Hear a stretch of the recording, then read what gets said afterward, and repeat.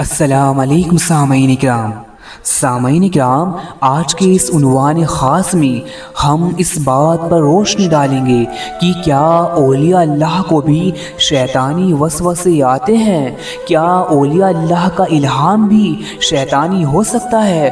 تو سامعین و ناظرین، ہر بار کی طرح یہ عنوان بھی کافی خاص و اہم ہے، تو تمام عاشقانی اولیاء اللہ ویڈیو مکمل طور پر لازمی دیکھیں اور اس طرح کی مزید جانکاری حاصل کرنے کے لیے ہمارے چینل کو لائک کریں، شیئر کریں اور چینل سبسکرائب ضرور کریں۔ تو چلیے سلسلہ شروع کرتے ہیں۔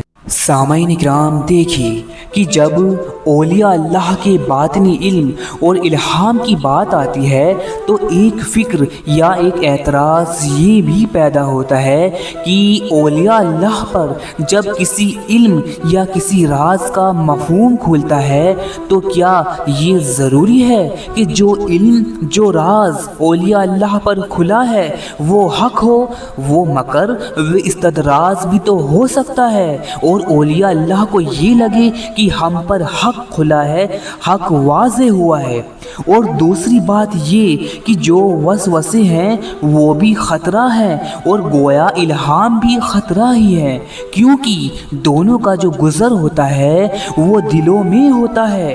تو پھر اس بات کا قطعی فیصلہ کیسے ہو کہ جو بات اولیاء اللہ کے دلوں پر گزرتی ہے وہ یقینی طور پر رحمانی ہوتی ہے؟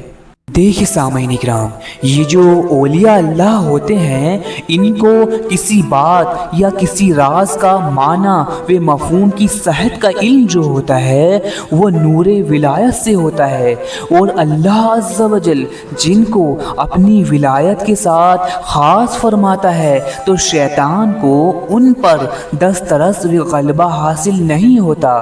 لہٰذا جو بات اولیاء اللہ کے دلوں پر اترتی ہے وہ رحمانی ہوتی ہے۔ اور سامعین اکرام، کہ جو دلوں میں اترنے والے وسوسے ہوتے ہیں تو یہ وسوسے ان بزرگوں، ان اولیاء اللہ کے دلوں میں بھی گزرتے ہیں، کیونکہ اولیاء اللہ گناہوں سے محفوظ تو ہوتے ہیں لیکن اولیاء اللہ کا گناہوں سے معصوم ہونا واجب نہیں ہوتا، اس لیے آزمائش کا پہلو رہتا ہے، لیکن وسوسوں کا حکم اولیاء اللہ پر نافذ نہیں ہوتا۔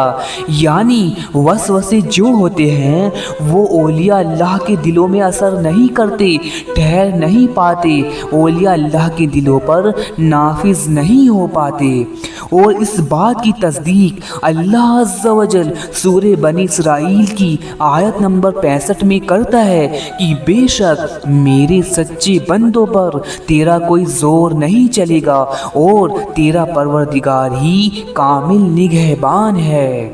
سامعین کرام، المختصر، جو وسوسے اولیاء اللہ کے دلوں پر گزرتے ہیں ان سے آثار مقبولیت ظاہر ہوتا ہے، اس سے اس بات کی تصدیق ہو جاتی ہے کہ یہ وسوسے یا الہام شیطانی نہیں ہوتے، اور اگر شیطانی ہوتے تو آثار مقبولیت ظاہر نہیں ہوتا۔ لہٰذا وسوسہ شیطانی ان بزرگوں کے دلوں میں نفوذ نہیں کرتے۔ شیطانی وسوسوں کا نفوذ و دخول اولیاء اللہ کے دلوں میں بند ہے، اس کی راہ ان کے دلوں میں بند ہے۔ سامعین و ناظرین، تو اس ویڈیو میں آپ نے جانا کہ اولیاء اللہ کے دلوں میں شیطانی وسوسے داخل نہیں ہوتے، اور اولیاء اللہ کو جو الہام ہوتا ہے وہ شیطانی نہیں ہوتا، وہ رحمانی ہوتا ہے۔ لہٰذا اولیاء اللہ دین حق و صوفیزم سے جڑی دلچسپ و اہم معلومات حاصل کرنے کے لیے ہمارے چینل کو لائک، شیئر اور سبسکرائب ضرور کریں۔ انشاءاللہ عز و جل ملتے ہیں اگلے عنوان میں۔